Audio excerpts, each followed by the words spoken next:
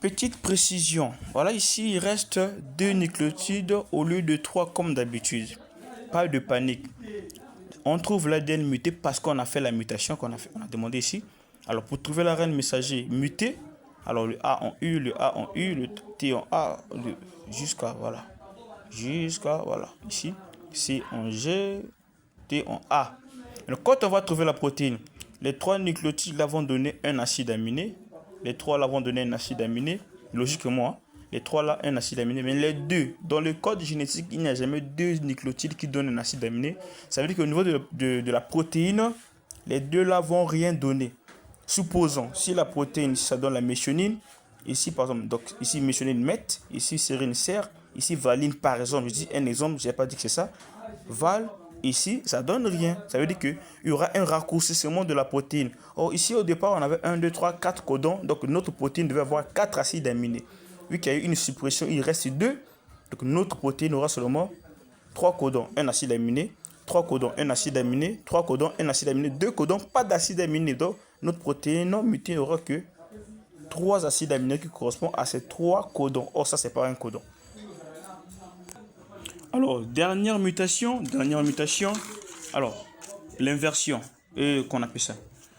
Dernière mutation, pardon, l'introduction ou l'insertion. Alors, regardez, par exemple, on nous donne ici une molécule d'ADN transcrit. Alors, on nous donne la mutation, on dit l'introduction de la cytosine entre les nucléotides situés en position 4 et 5. Alors, on introduit, on introduit toujours entre deux choses. On introduit une chose entre deux choses. Dans 4 toujours un bloc mi-balai. Donc, on a dit l'introduction ou l'insertion de la cytosine, donc le C, entre les nucléotides en position 4 et 5. Alors, je mets les positions 1, 2, 3, 4, 5, 6. Voilà. 4 est là, 5 est ça. 5 est là. Ça veut dire quoi? On va introduire la cytosine entre les positions 4 et 5. Alors, ça va donner quoi? L'ADN transcrit muté. L'ADN transcrit muté va me donner, alors regardez, ici, C, G, C, ça ne change pas.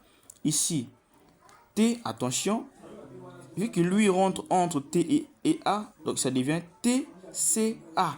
Donc, T, C vient ici au milieu, et le A, après, on ne peut pas avoir 4 nucléotides collés parce qu'ils ne font pas un codon. Donc, ça donne T, C, A.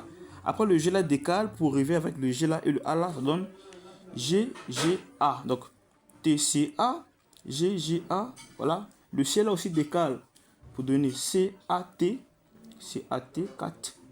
C, A, T. Et enfin, on a un singleton. Oui, le singleton là marque un surplus vu qu'on a ajouté. Alors, on avait d'abord 4 codons qui donnaient 12 nucléotides.